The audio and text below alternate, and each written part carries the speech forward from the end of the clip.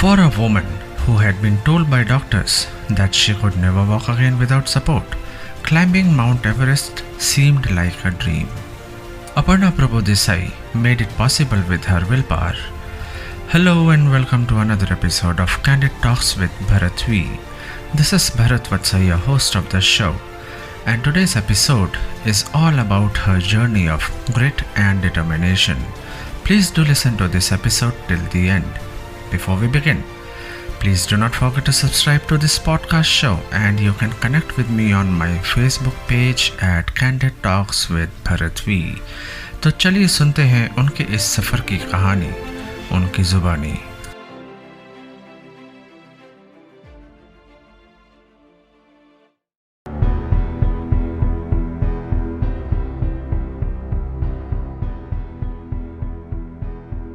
This is Aparna Prabhudesai, a mountaineer, a cyclist, a runner. Come, listen to me talk and share this journey. मेरे साथ इस सफर पे चलिए और आप मुझे सुन रहे हैं on Candid Talks with Bharat V.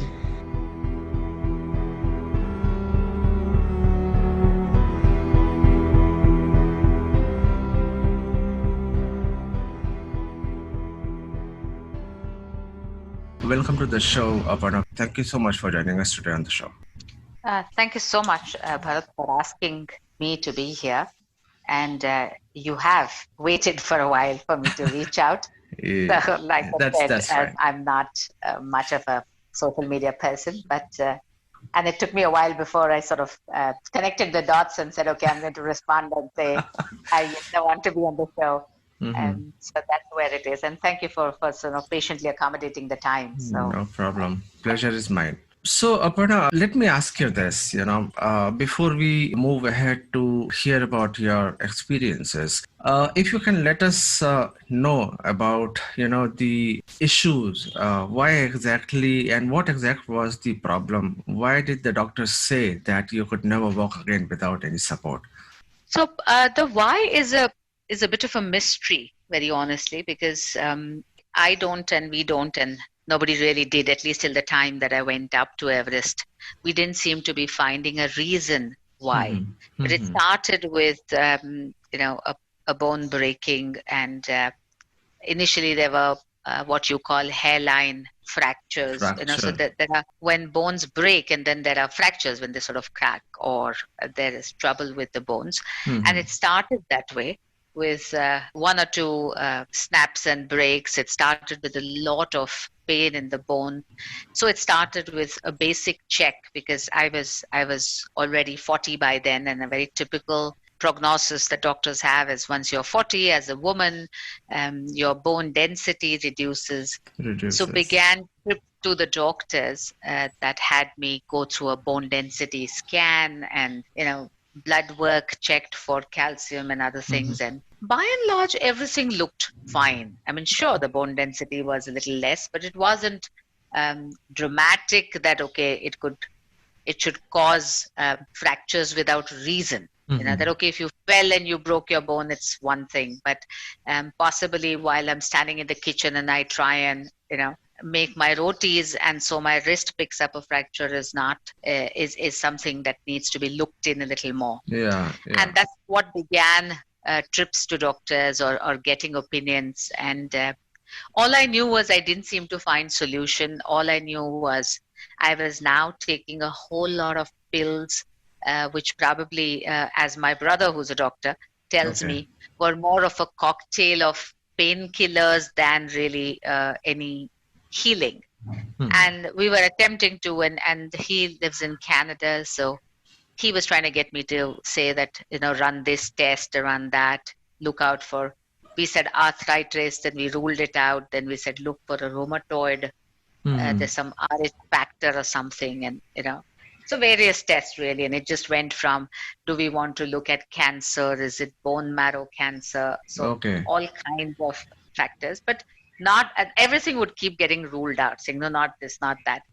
And in the process, the only thing that was happening was, I think I was just getting from bad to worse, mentally and physically, and the pain kept increasing to a point where I was then told that, if you want to reduce the pain, you're going to have to look at support, which means I would rely on a walker in the house, which meant having to look at a wheelchair Yeah. to move around for mobility outside.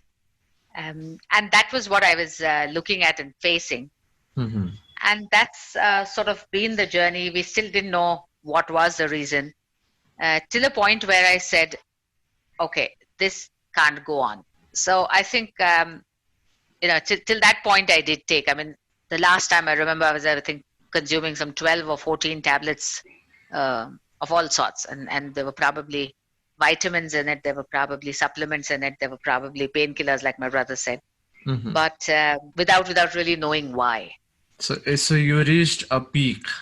Yeah, reached a peak of saying, now, do I look at the wheelchair becoming my mobility mode for the rest of my life? Mm-hmm.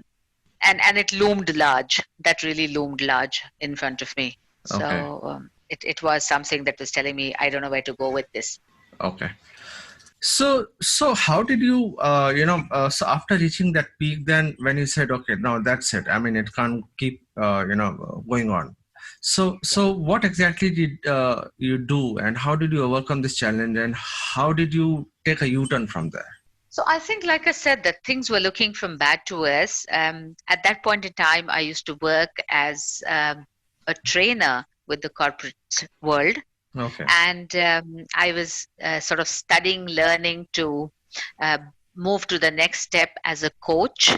So I was studying to get myself certified as accredited coach.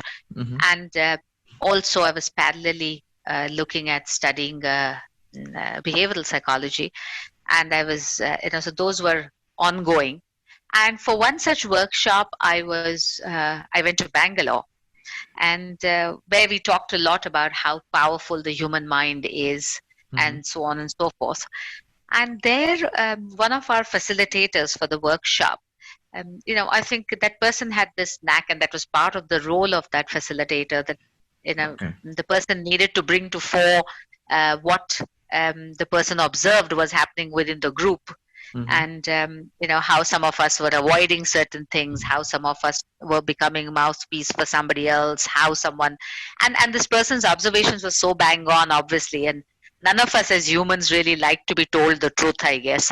And so most of us were unhappy about this facilitator.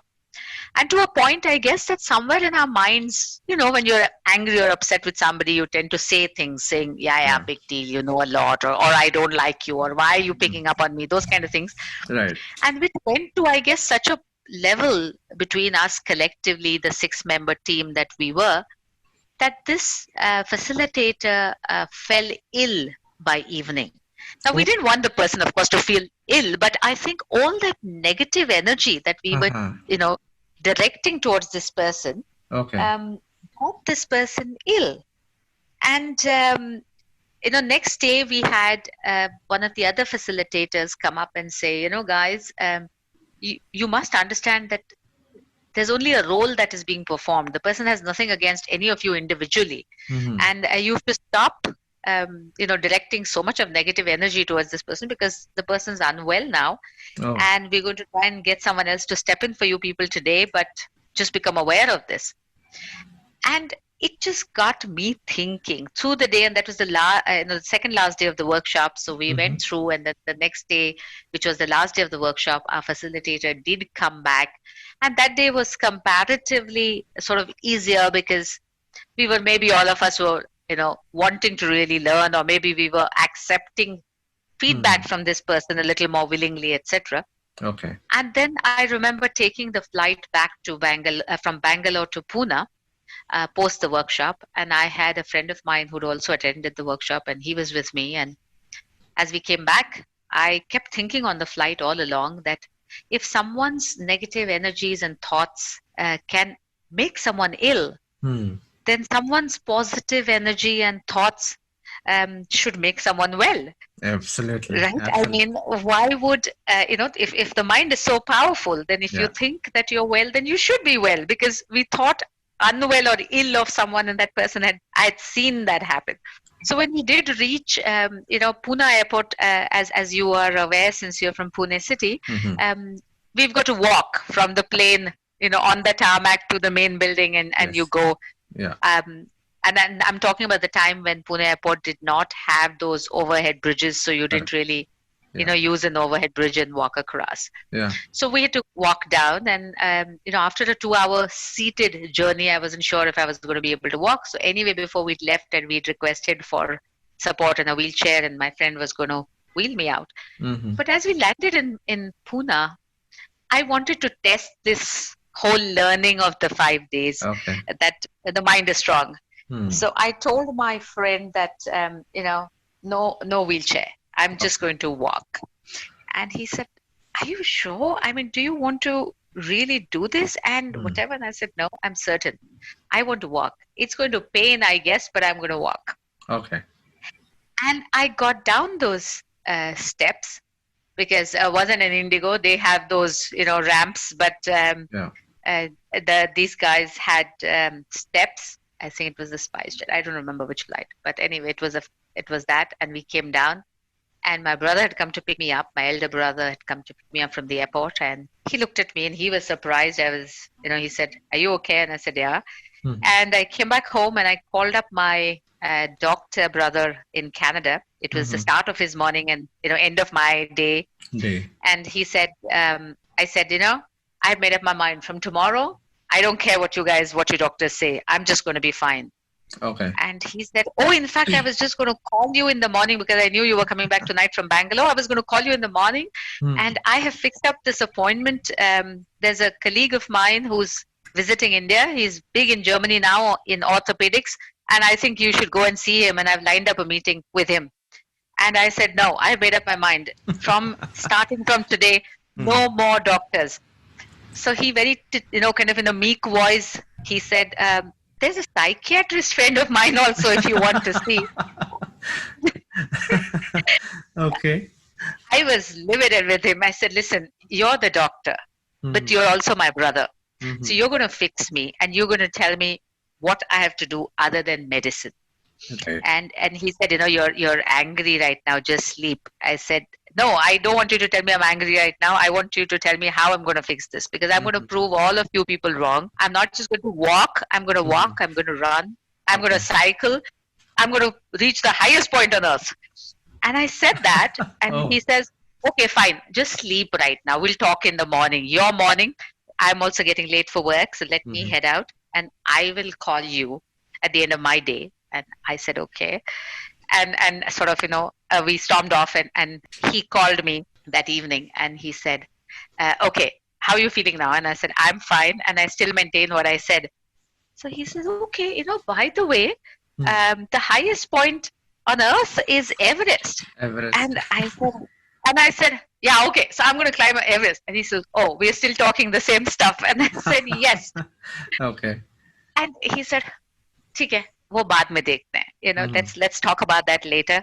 Yeah. अभी क्या करना है?" I said, "You tell me. You are the doctor, so you tell me." So he said, "Listen, I can't figure out. We don't seem to find answers. It's not like there's anything wrong with you, but it seems to be a bone problem. So why don't we do one thing? Let's start building bone strength, and we will then take it from there." Okay. I said, "Okay, no medicine." And he says, "All right, no medicine. We'll just look at bone strength." I said, "All right, so I'll join a gym." And he says, "No, please don't do that. Do anything else," which means we'll build your muscle strength first. Once your muscles are strong, it reduces the weight on the bones, and then we'll also, look at food and diet and see how we can get the bones strong. And that was his advice. And I think that was that U-turn that you asked me for. Okay. Because then the next morning I stepped out to say I'm going to walk, and rest, like they say, is really history, because that's where I took that first step with confidence of saying I'm going to, walk my life back on track. Amazing. So during that argument, when you said, okay, I'll climb Mount Everest, and you actually maintained that what you said. When you started building up your muscles and you started working towards that, when exactly, what point of time in your life you got to know that, okay, I think now I am fit and I am not facing any more problems, no more pains, and I think I am now ready to climb Mount Everest? So that was an interesting journey. This time frame that I told you about was, roughly 2011 and 2012 when all of this happened. Okay. 2012, like I said, the minute I had said yes, now I make up my mind. I think it's about that whole thing that they say, right? You put the intent out, and then things start happening. Yeah. Very honestly, when I said Everest, I mean, I didn't say Everest. My brother pointed it out to me. It was Everest. But and then it's an ego issue, right? अब तो मतलब इज्जत का सवाल है. अब तो Everest बोल दिया है. बोल दिया. Without knowing, हाँ. Commitment कर दिया तो कर दिया. कर दिया, And it's an ego thing, right? It's a big ego thing. And between me and my brothers, so I have 3 brothers, and it's always been that. It's been 3 brothers and a sister, and it's always been an ego thing of the 3 of them on one side, needling me as we grew up, and me proving to them that I was no less than the 3 of them. Please give me their social handles. I will tag them when I post this podcast. Yes. So, I've always been this thing of saying I'm no less. All our growing years, the competition was about attempting to be like them, be equals, be whatever, prove I was stronger. And they didn't miss out on a chance to tell me I wasn't. But it was that. And you were the youngest? No, I have a younger brother. So one is younger than me. Okay. But I think he just anyway took the ownership of looking after the sister. Even now, after all these years, he continues to, baby sister me. That's a different story. Mm-hmm. But 3 brothers who, and we are very close to each other in age. Okay. So, we're barely years apart, like literally 1 year kind of, 4 of us in a row sort of thing. Okay. So there are, it's very, we're just very thick and strong. Mm-hmm. And these, so I had said that, and that was, as I said, 11 and 12 as a time frame. And in that, and when I put that intent out, and just then a friend of mine who's a phenomenal, trekker, she's a runner, she's an athlete, she's just amazing. And she said she was heading out on a trek. And we got talking, and she said, would I want to go? And I was like very uncertain, a trek. I had people around me say, are you sure you want to do this? I mean, a trek is going to be difficult. But, अब वो sir तो डाल दिया था, कटने के लिए तो कटवाना था kind of story. So I had put myself out on the chopping block. So I said, now let's do this. And I remember going and buying my first backpack and, fancy walking poles. And then it's me. It's all about style. I don't care what I do. It's important I look good doing it. So I went straight to Vizcraft, and these things are expensive, So I had a friend say, why don't you borrow from somebody, because you don't even know if you can do this trek. Right. And and I'm like, no, I need my own stuff, and I'm going to buy the best that is, etc. So I went and I bought this fancy, expensive backpack and walking poles and a whole lot of other gear that I needed. Right. And next I knew I was in Himachal with this friend of mine and a group of people, doing a very simple, basic trek to the Laka Glacier. But it wasn't simple for me. There was nothing easy about that trek. It was really tough. And that guide who was with us and my friend, more than half the times, I think, they were lugging me on their shoulders, literally supporting me and making me walk. But I didn't give up, and I did that. And the same friend said, I love the energy, and I think I would want to, would you want to go to Everest Base Camp with me? Okay. And I heard the word Everest. I didn't hear anything else. And I'm saying, yes. But, and she said, no, look at you, and we can do this. And she said, I've not been able to for some reasons, and let's go. Maybe we'll go together and we can do it. And we knew, before we knew, she, the 3 of us, she and another friend from Delhi had joined, and the 3 of us were in Nepal. As luck would have it, or maybe the universe wanted different, the weather was bad. We couldn't do anything. We just came back. And I asked her, what do I continue to do? And she said, just work at your fitness. And I said, okay. So this walking of mine, and now through this friend of mine, I had met a group of people who used to do some running. And I said, okay, I will come in. So they had these events. The group is called Pune Running. And they used to organize this last Sunday of the month run. Yeah. and which would happen on the last Sunday. And I joined in, and I enrolled myself for 3 kilometers. Okay. And there was this fancy bib, and then I went shopping again, saying, I need running shorts now, Running shots. and because clothes are needed, right? I mean, Yeah. I had friends saying, "Well, your slacks or your tights from your trekking can do," and I'm like, "No, running shorts." So there I am, running shorts and a t-shirt. Not sure I can even walk the 3 kilometers, but looking at running shorts nonetheless. जो करना है And एकदम style में करना है. Bilkul, as I said, it doesn't matter what I do. I have to look Right. pretty doing it. Yeah. That's more important. Absolutely. So there I was, with my running shoes and doing my first 3 kilometers. Mhm. And this was the June of 2013. Okay. This was also, of course, after, so that October when the Everest thing did not happen. The following May found us back in Nepal, because the Okay. airlines had agreed to, give us the tickets, sort of reschedule our tickets because we were canceling and all of that. And our person, the operator in Nepal, had agreed to run this for us for free at the same cost, etc. Okay. Only thing was, when we went back, we were actually a group of 9 people now from the 3 that had originally gone. Mm-hmm. And the beautiful part of that trek for me was, out of the 9, there were only 2 of us who actually reached the top of the place, which is called Kala Patthar, Okay. at base camp. I used to be lagging every single day. I was the last person in camp. One guide was assigned to me, who would keep, rather Porter used to keep nudging me, because he'd say, "Ho jayega, Didi." Okay. As I was saying, that the guide would bring me in and so on and so forth. But the 2 of us who reached the top of Kala Patthar, out of the 9 of us, Mm-hmm. and it was amazing. As I stood there on the 5th of May 2013, on Kala Patthar, and Everest is exactly opposite.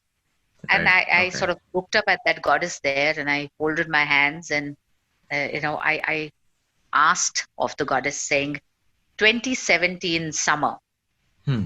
allow me to come back and climb all the way. And I had All the way up to the top. up to the top. Yeah. Yeah. Okay. Okay. And even then, I really didn't know what I was asking for.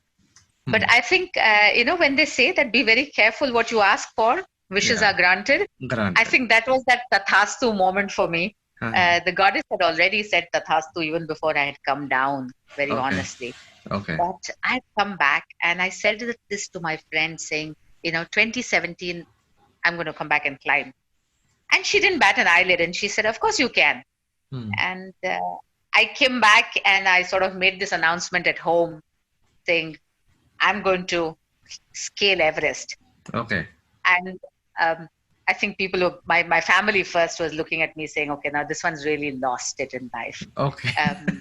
But I didn't even have to go out and tell friends that. Hmm. And that's when, that June of that same 2013, that I did that first 3 kilometers. And we were a very small community in Pune that time that used to run. Mhm. So by July, when I went back for the July last Sunday of the month, looking at 3 kilometers again, naturally I was a repeat face from June. So people saw, and then they said, "Oh, you want to run? Are you, and I said, "I've never been a sports person all my life. So you Okay. want to run? Why?" And I said, "Oh, I want to climb Everest." And, I don't think anyone even heard that statement. Okay. But to me, I think by repeating it, I was getting it deeper and deeper. Mm-hmm. And that's really when that entire journey of preparing for Everest began. So Okay. 2013, that I started my journey, keeping that 2017 in mind. Wow. Yeah, and So it's pretty long time. I mean, 12, that first climb, first going to Nepal, yeah. and 13 when I went up to base camp, and saying 17 I will go 4 years. Yeah. Yes. Yeah. Amazing. So for you to, be able to climb Everest in 17, I mean, you started your workout, you started doing the, running, you started doing marathons also, I believe. You started participating in marathons as well. So during that time, did you, and you said that you also were a fitness coach, I believe, with some of the corporates, or that happened later Not on? fitness. Yeah, no, not a fitness coach. I was studying to be a behavioral coach Oh, okay. using my behavioral Okay. psychology. Yeah, using Got my it. degree in behavioral psychology Okay. as Okay. a coach there. But I did start off a group in Viman Nagar because I used to run alone. Hmm. And then I would get hold of people who were, who I saw running, random people who would run. I would go up to them and tell them how I had a group, which I didn't Okay. have then. Okay. But I would say, oh, I have a group, come and join me, just looking for Okay. company. Acha. But Okay. now, of course, we are a very big group in Viman Nagar. But then we are also a very big group of runners in Pune city now. Okay. It's now almost everybody runs. Awesome. So my question was that when you started preparing yourself, for this climb, how exactly, what all preparations did you do? I mean, did you also take some sort of physiotherapy, some advice from any specific trainers so that, they could help you to build your muscle mass and take relevant supplements or whatever required, and food diet basically, which could help you to, build up that mass and increase your resistance power, so that because when you, and I'll come to that part because we would like to hear that as well, because there'll be a lot of challenges which you would have faced while climbing Everest. I mean, that's altogether a different zone. Yeah. So how did you help yourself? How did you prepare for that climb? Okay. So, once I had set and once I knew what I was going to go and do, so I guess, like I said, that this book, my friend, of course, came in and the universe got her over in that sense. I also similarly met, or I was told by the running community, because people knew in 2014 that I was talking about, scaling Everest. Now people were listening to it because I was already saying 2017 and we were already into 14 by then. And someone messaged and said, there is this person who's just scaled Everest. He's going to have a talk. Do you want to attend? And I said, of course I want to attend. So I went to hear this guy speak, Kishore Dhankode. Kishore has now done both north and south sides. South side is Nepal and north is China. And I went to hear him speak. And once he finished sharing his experience, I remember walking up to him and saying, I'm glad to have met you. And even I want to climb Everest. And he looked at me with this look on his face saying, yeah, absolutely. I mean, everybody wants to climb Everest. Yeah. So, of course, I took his number and I said, I will call him. And he said, yeah, don't worry, do call me. And I gave him about a week's time. I called, I think he was busy, he didn't answer.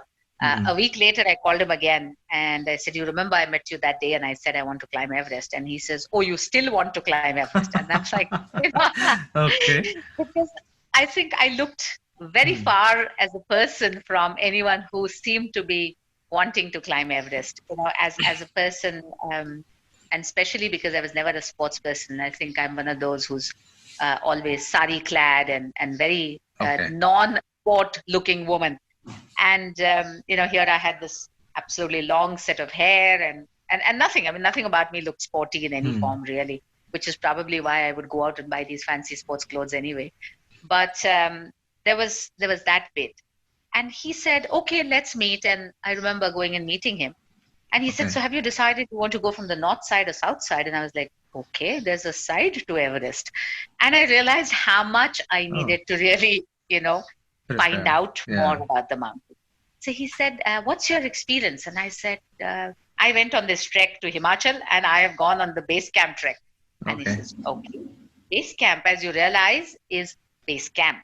It's at 5,000 meters. You're talking of another 3.5. And I'm sure those 5 also were not easy. And I said, no, they were not. Base camp trek was not easy. Yeah. And he says, so now think what you want to do. Give it a thought. Are you trained? I think you should look for some training and then go. And he let it at that. And I said, okay, I'll come back to you if I need further guidance. And he was really nice about it. And he said, yes, sure, come back.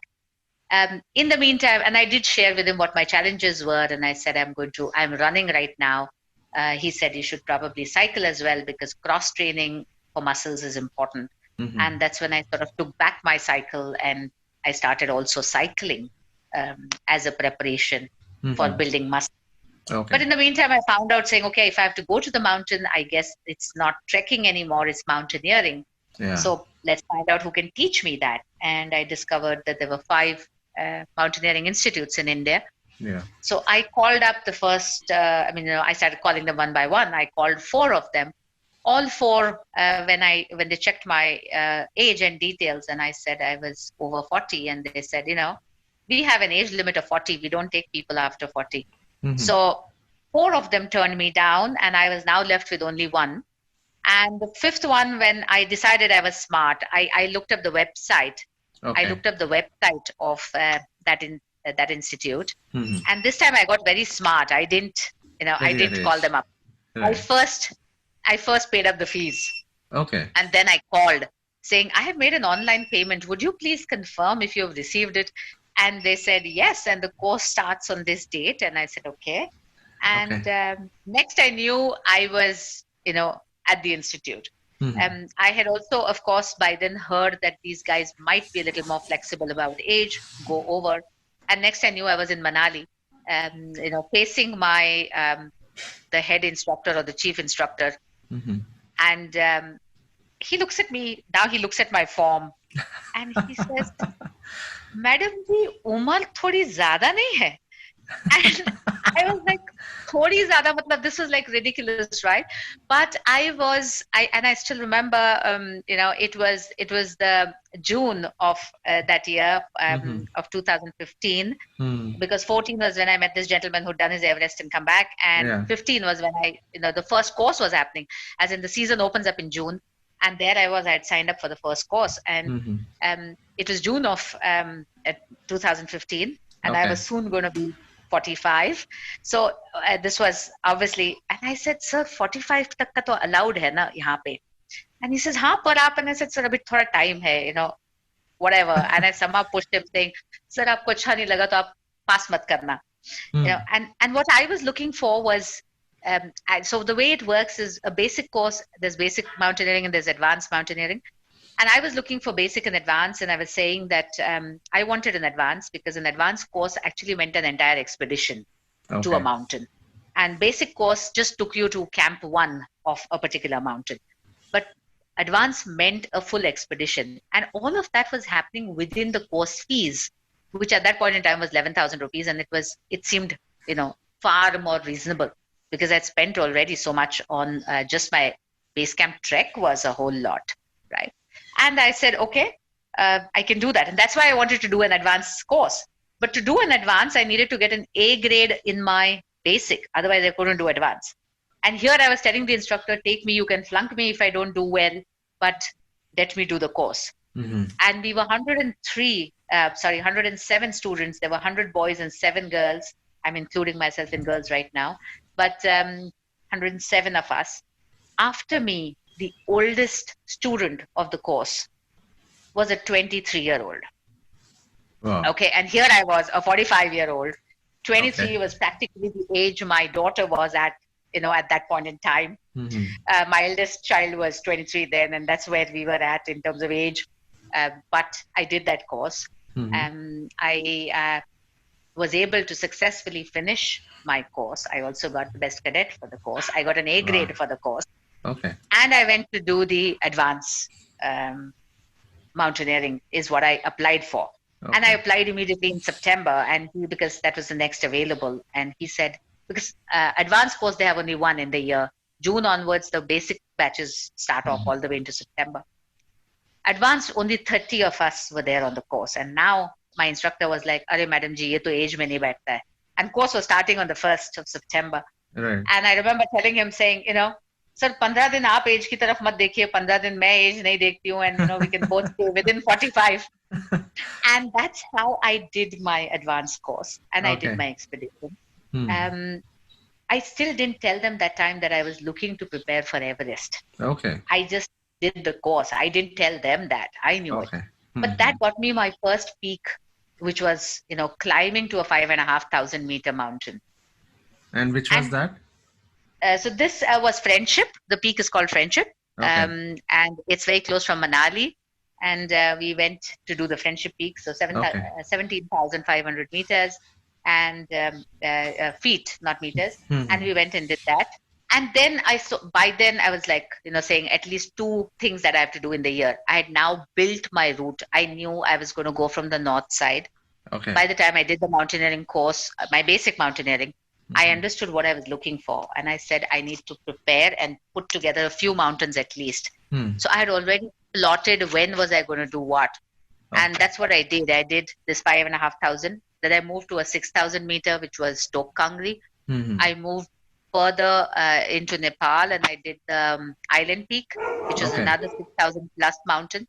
Mhm. Then I did a 7,000 in 2016, just before I went for Everest in 2017. So I slowly scaled the mountains. I also continued my fitness in terms of running. So I went and I did my running continued. So the distances that had started as 3 kilometers increased from 3 to 5 to 10 Wow. to a half marathon, 21, to a full marathon, 42. Uh, and then I went in to do an ultra, which was 75 kilometers. And the Okay. 75 was not to run 75, but the 75 was because we had 11 hours to complete it. And 11 hours is the turnaround time that we get to scale Everest. The last push from summit camp to summit, the time available is 11 hours. Okay. So I think by then I was doing anything and everything to be able to reach Everest. Dreams must come first because dreams give birth to goals. You must have a desire and nurture it in your mind until it becomes a burning desire that you are ready to pursue. That is when they can be turned into goals. Captured dreams become goals. That was Aparna Prabhudesai, who turned her dream into a goal and with her willpower and determination made it possible that was impossible to achieve. वो कहते हैं ना, जहाँ चाह वहाँ राह. Thank you all so much for listening to this episode of the podcast show Candid Talks with Bharat V. If you like the show, please do like, subscribe and share with others. If listening on Apple Podcast, do not forget to rate 5 stars. If on Spotify or YouTube, do not forget to subscribe and share. इसके साथ हम आज का सफ़र यहीं समाप्त करते हैं. बातों का सिलसिला जारी रहेगा with Aparna Prabhudesai on next episode of Candid Talks with Bharat V. Stay home, stay safe. This is Bharat Vatsa signing off for today. दुआओं में याद रखना. जय हिंद.